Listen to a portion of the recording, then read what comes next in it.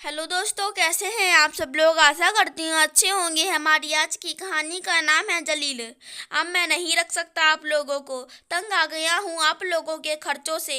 पैसे पेड़ पर लगते हैं क्या यहाँ? नहीं है मेरे पास पैसे। आप लोग अपना कुछ सोचिए। शिवम ने झल्लाते हुए अपने बूढ़े माँ बाप से कहा। हाँ जी, ठीक कह रहे हो। एक तो इन्हें दिन भर कभी पानी, कभी चाय और कभी काढ़ा। अब मुझसे भी नहीं होगा इनकी खिदमत। मैं भी नहीं झेल पा रही। बजट गड़बड़ कर दिया इन लोगों ने। मेरे फेशियल का पैसा निकल जा रहे दोनों। पति के सह पर बोल गई। अब हम कहाँ जाएंगे? माँ बाप अपने बच्चों के पास नहीं रहेंगे तो कहाँ रहेंगे? शिवम के पापा कांपते हुए बोले। हाँ, रखा है ना अब तक। एक घर था, वह भी अपनी लाडली बेटी के कारण बेच दिया। चिड़चिड़ाते हुए शिवम ने कहा। हाँ, मैंने बेच दिया। जब तुम लोग शादी में कुछ मदद करने को तैयार नहीं थे तो मैं क्या करता?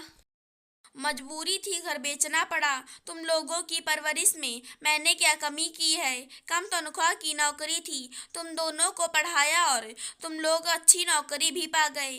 तुम्हें तो पता ही है कि तुम्हारी बहन की शादी में लड़के वाले पहले बोले कि हमें कुछ नहीं चाहिए, और शादी के दिन जब नजदीक आ गए तो पैसों की मांग करने लगे। पैसों के लिए मुझे जलील करने लगे। शादी की बात चारों तरफ फैल चुकी थी, इसीलिए अपनी इज्जत बचाने के लिए मैंने घर को गिरवी रख दिया। मैंने यही सोच रखा था कि मेरे दोनों बेटे घर का गिरवी का रकम देकर उसे छुड़ा लेंगे। जब तुम लोग नहीं कर पाए तब मजबूरन मुझे घर को गवा देना पड़ा। कह राजेश बाबू रुआसे हो गए। तब भी बेटे का मन नहीं पसीजा और कहा।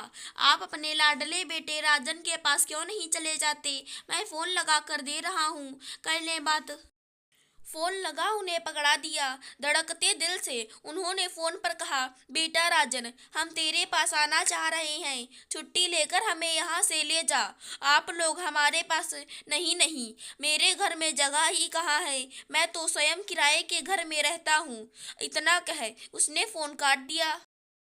इधर बड़ा बेटा शिवम भी उल्टी सीधी बातें करने लगा जो उनके हृदय को भेद रहे थे।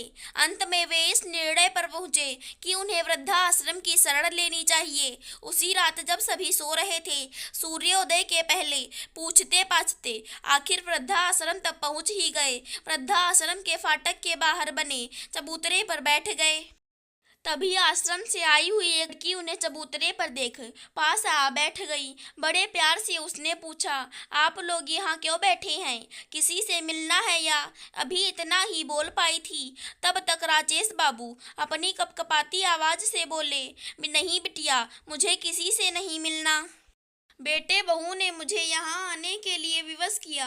हम दोनों के खर्चे का वहन नहीं कर पा रहे। हमेशा हमें ताना देते रहते और जलील करते रहते। संक्षेप में सारी वृतांत कह डाली। इस उम्र में हम क्या कर सकते हैं बिटिया? कहते हुए उनकी आंखें छलक गईं और उनकी पत्नी सिसकने लगीं। क्या हमें इस आश्रम में जगह मिल जाएगी बिटिया? हाँ हाँ, क्यों नहीं। उस लड़की ने उनके हाथ अपने हाथ में ले लिया और बड़े प्यार से उन्हें आश्रम के अंदर ले गई और सबसे परिचय कराया और मिलवाया।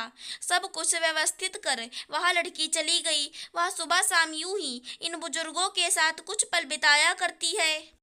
लगभग 4-5 दिनों के बाद अपने सामने संदीप को देख राजेश बाबू सकुचा गए। अरे अंकल आंटी, आप यहाँ? शिवम और राजन आपके बेटे कहाँ हैं? आप यहाँ रहने? मैं कुछ समझ नहीं पा रहा।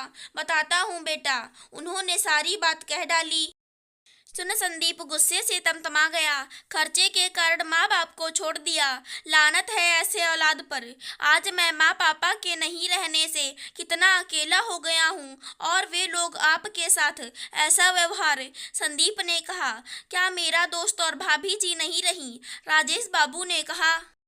हाँ अंकल, उस समय मैं मुंबई में था। पापा के रिटायरमेंट के बाद वे हमारे साथ रह रहे थे। हम बहुत खुश थे, लेकिन भगवान को हमारी खुशी रास नहीं आई और वे कोरोना काल के गाल में समा गए। कुछ देर तक खामोशी बनी रही। खामोशी को तोड़ते हुए संदीप ने कहा। अभी मेरा ट्रांसफ़र यहीं हो गया है, अब यहीं रह रहा हूँ। मैं अक्सर यहाँ आता हूँ और इनका प्यार पाता हूँ। मैं बहुत खुश हूँ आपसे मिलकर।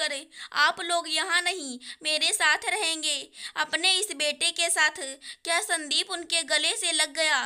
मेरी पत्नी और बेटा दादा दादी को का सानिध्य पाकर बहुत खुश होंगे। वह फोन से बात करे, वे कुछ कहते इससे पहले ही झट उनके झोली और बैग अपने कंधे पर लटका उन्हें सहारा दे अपनी गाड़ी से उन्हें घर ले आया। जब वे लोग घर पहुंचे तो 2 साल का बेटा और पत्नी आरती की थाल और मिठाई लिए खड़ी थी। बेटा दादा दादी कहते हुए उनके गोद चढ़ गया। अगर हमारी आज की कहानी पसंद आई हो तो चैनल को सब्सक्राइब करें। धन्यवाद दोस्तों।